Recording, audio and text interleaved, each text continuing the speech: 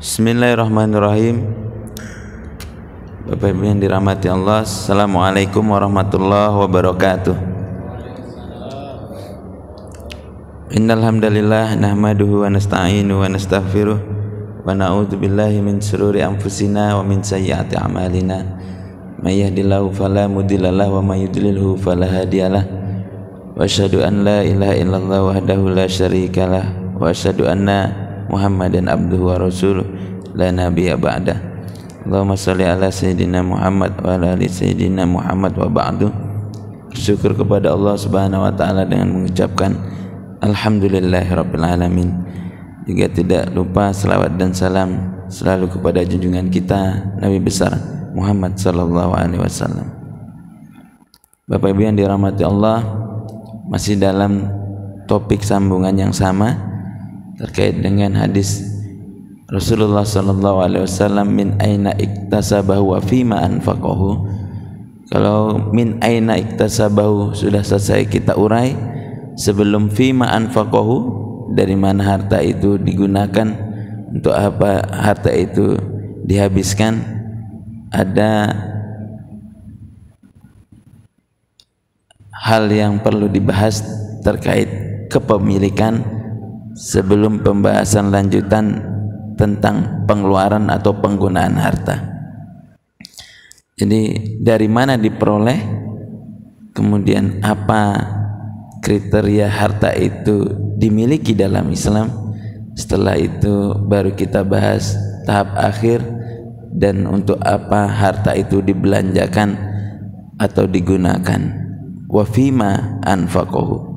Jadi bahasan pada subuh ini semoga waktunya cukup sampai jam 6 ke depan terkait dengan konsep kepemilikan harta dalam syariat Islam. Jadi yang kita bahas konsep kepemilikan perspektif agama kita, agama Islam, sesuai dengan syariat yang Allah dan Rasulullah SAW tetapkan. Kepemilikan dalam bahasa Arab itu disebut dengan al-milku atau milkiyah. Dari bahasa Arab, al-milku atau milkiyah ini memiliki arti penguasaan terhadap sesuatu.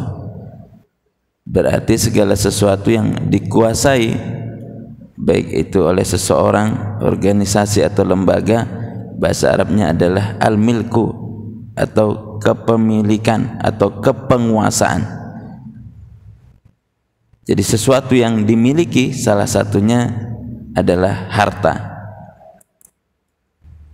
Tetapi dalam agama kita, kepemilikan khususnya dalam harta itu diatur oleh guidebook atau buku pedoman yang di dalamnya menentukan perlakuan atau tindakan hukum terhadap apa saja harta yang kita miliki itu dengan landasan syariah. Itu dalam arti bahasa.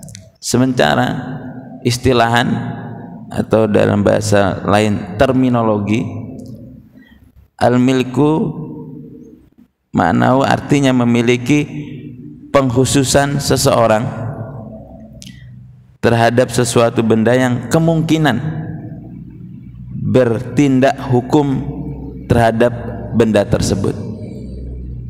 Artinya sesuatu yang dimiliki seseorang, bila itu berpindah atau berganti tangan atau berganti tempat dan lain sebagainya, ada dampak hukum yang harus diperjelas terhadap pergantian kepemilikan tersebut atau perpindahan kepemilikan tersebut, sesuai dengan keinginan atau hal-hal yang dilakukan dalam transaksi perpindahan kepemilikan tersebut.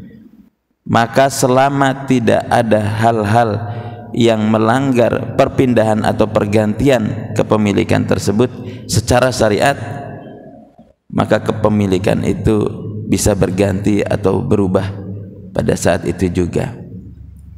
Sementara kepemilikan harta, tadi kita bahas arti kepemilikan, sekarang kita bahas apa itu arti harta.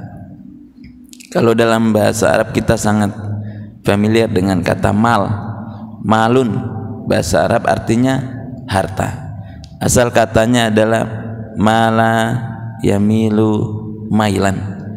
Orang yang memiliki harta disebut dengan mail.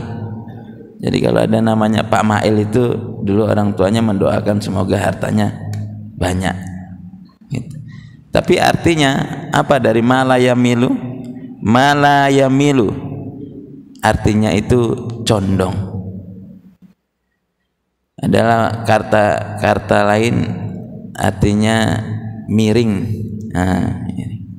Tapi ini babnya bab harta, condong, miring. Kalau bab nikah beda lagi, Pak.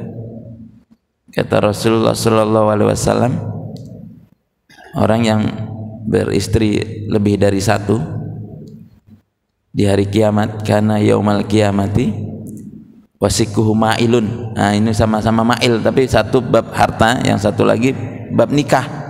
Apa itu ma'il, condong dalam bab nikah ini? Kalau istrinya lebih dari satu, hari kiamat nanti dibangkitkan jalannya miring-miring, Pak. Nah, nanti kalau pas hari kiamat kok samping kita jalannya miring-miring, wasiku ma'ilun, itu dulu istrinya lebih dari satu dan dia tidak bisa berbuat adil, maka jalannya miring-miring. Kan nanti kalau pas hari kebangkitan kok ada orang jalannya miring-miring, itu berarti istrinya lebih dari satu dan gak bisa berbuat adil. Tapi bab nikah, kalau ini bab tentang muamalah yang terkait dengan harta, malayamilu maksudnya condong. Hanafiyah mengungkapkan, saya sedikit saja yang membahas bahasa-bahasa Arabnya yang saya sebutkan, yang sangat berdekatan saja dengan pembahasan kita. Ma yamilu ilaihi tabu'ul insan wa yumkinu idkharuhu ila waqtil hajah, yang dalam artinya ma yamilu ilaihi tabu'ul insan, sesuatu yang digandrungi. Nah, ini condong itu maksudnya digandrungi, disenangi, dicintai, diinginkan, diharapkan. Itu yang disebut dengan mail, condong tadi, digandrungi dari tabiat manusia, ya. Tobu'ul insan itu tabiat manusia. Jadi semua manusia yang dilahirkan itu punya kecenderungan untuk menyenangi, untuk mencintai. Apa yang dicintai? Tabiat tadi, harta. Wa yumkinu idkharuhu, dan memungkinkan untuk menyimpannya. Jadi cenderung seseorang itu mencari harta supaya bisa disimpan, tidak hanya sekedar dimiliki tapi disimpan. Ila waqtil hajah, hingga waktu yang dibutuhkan. Ini perspektif Imam Hanafi menyebutkan konsep harta. Jadi menurut Hanafiyah dalam mendefinisikan harta tadi, sesuatu yang dapat disimpan sehingga tidak dapat dimiliki oleh orang lain untuk saat kebutuhan yang bila mana sewaktu-waktu diperlukan, termasuk persiapan untuk beberapa kebutuhan yang dimilikinya. Jadi menurut Hanafi ini, selain fungsi harta itu dimiliki, juga sesuatu yang bisa disimpan untuk dapat memberikan manfaat pada saat sewaktu-waktu dibutuhkan. Sementara, tapi perbedaannya Hanafi dengan mazhab lainnya, kalau Hanafi harta itu tidak berwujud, hanya bermanfaat, maka manfaat itu tidak masuk dalam kategori harta atau tidak termasuk sesuatu yang dimiliki. Itu kalau dia berbasiskan manfaat. Karena Hanafi menyebutkan manfaat bukanlah harta, akan tetapi manfaat termasuk milik. Jadi meskipun dia tidak kategori harta, tapi manfaat yang kita dapatkan dari segala sesuatu selama itu menjadi milik kita, kata Hanafi, tidak boleh diganggu oleh orang lain. Contohnya apa Bapak Ibu? Sesuatu yang tidak berwujud bendanya, fisiknya, tapi memiliki banyak manfaat. Sekarang ini ada kuota, itu tidak berwujud, tapi kan kita beli, karena yang dibeli adalah manfaatnya. Sementara mazhab lain, manfaat itu juga bagian dari harta.